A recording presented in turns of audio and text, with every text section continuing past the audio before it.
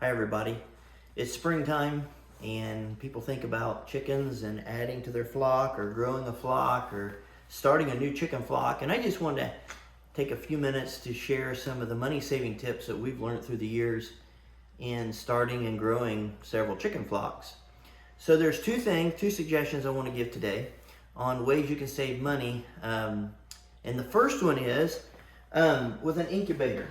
If you can get your hands on an incubator, this is a friend of ours actually loaned it to us, but if you already have an existing flock of birds, you can borrow an incubator or buy one. I know Amazon, the cheapest one was like 18 bucks, all the way up into the hundreds if you want, a huge incubator. But something like this run around 60 to 80 bucks.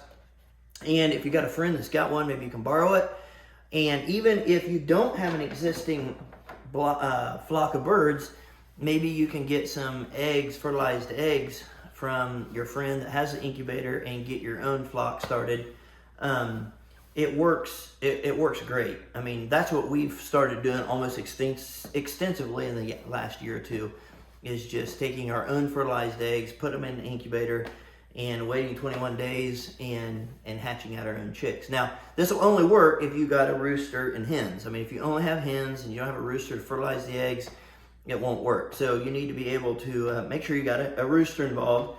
The other way, really the predominant way we have grown and started chicken flocks through the years is going to our local feed store. And here in Indiana, we've got some big box store, retail farm stores, and every spring they, bring in chicks from the hatchery and they sell them. And they're around $2 to $3 a piece, sometimes $4. They got several different specific breeds. But one thing I learned a few years ago is those retail outlets need to move those birds out. And so they'll keep them for about 4 to 6 weeks, but once they start feathering out, they become a management issue to them. And beings, they like, the birds are starting to get wings, so they're starting to fly out of the containers, things like that. And so they're needing to move them out to bring in fresh batches of chicks, because I even talked to one of the retailers and they said, people aren't prone, the ones with feathers are not as cute as the fuzzy little furry critters that don't have their feathers yet. So they need to get them moved on. And so what we learned is a lot of times you can buy them for, like in our area, you can buy them for $1 a piece. So you're buying 6 to 8 week old chicks at $1 a piece. The retail store has put the feed into them to get them to that point. And so you don't have that feed cost. The other thing is they're a little older, so they're a little hardier. You're less likely to lose them, from new chick just want to die syndrome, so to speak. And so they're more apt to survive. Their survivability percentage is going to be up.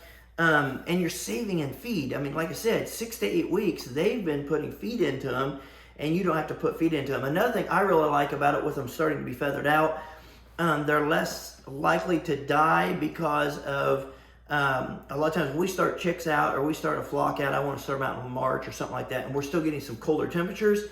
And then you get into the whole heat lamp issue and how to keep them warm. And I'll try to do another video on heat lamps and the dangers of them.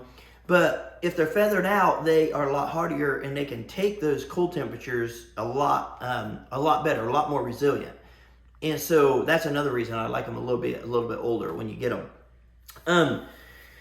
And like I said, the feed stores are just anxious. So you will have to a lot of times maybe ask the manager. When I first started doing this, I went in a retail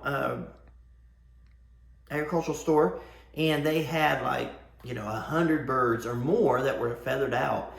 And I got to talk to the person there, and they're like, man, yeah, they're a real issue. And I just asked, and I literally that first year, I came home with like 400 birds, and they were all feathered out at $1 a piece. And it was a great way to start when we was doing pastured poultry out on the pasture. It was a great way to get into birds that were older. And I cannot imagine the amount of money we saved in feed, not having to feed those little guys, the first, 4 to 8 weeks. So anyhow, as you get started as a homesteader, I know that money is, something you always have to take into consideration. You're always looking for the best value, and most homesteaders are very frugal. And so hopefully these 2 money-saving tips on starting and growing your flock will help you out this spring as you move into a healthy year growing your poultry out. All right, until next time, thanks.